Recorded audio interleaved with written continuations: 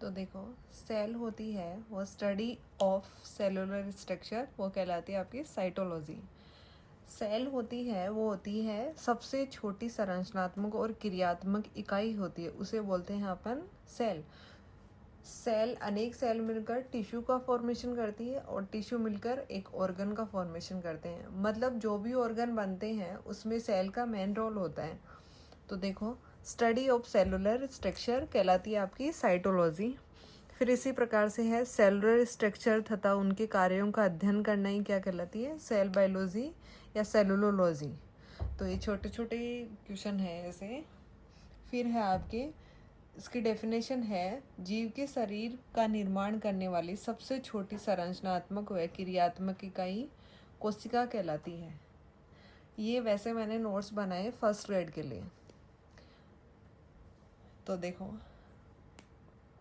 तो जीव के सबसे छोटी संरचनात्मक और क्रियात्मक इकाई होती है वो क्या कहलाती है, कोशिका कहलाती है। कोशिका की खोज की थी सबसे पहले रॉबर्ट हुक ने। रॉबर्ट हुक ने इनकी खोज की थी 1665 में। तो वैसे देखा जाए तो ये भी एक इम्पोर्टेंट है कि कोशिका को सबसे पहले किसने खोजा। तो आपको पता होना चाहिए, रॉबर्ट हुक ने खोजा 1665 में। इन्होंने किसमें खोजा, ये भी आ सकता है, आरपीएससी में एक बार आया हुआ ये क्वेश्चन है। इन्होंने इसे कॉर्क, काग और फैलियम में खोजा था।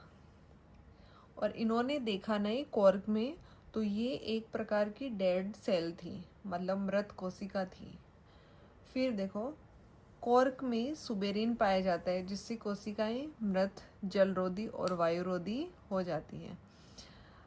जो कॉर्क होता है उसमें सुबेरिन का डिपोजिशन पाया जाता है, मतलब एक लेयर पाई जाती है कॉर्क पे, जिसके कारण वो सेल्स होती है वो डेड हो जाती है, जलरोधी, वायुरोधी हो जाती हैं।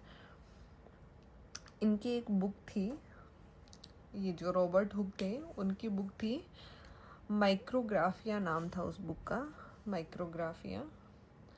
इन्होंने सेल को सेलुलाई कहा था।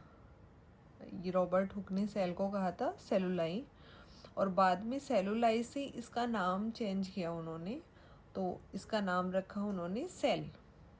फिर इसके बाद में दूसरे वैज्ञानिक आए जिन्होंने जीवित कोशिका की खोज की, उनका नाम था ल्यूवेन हॉक।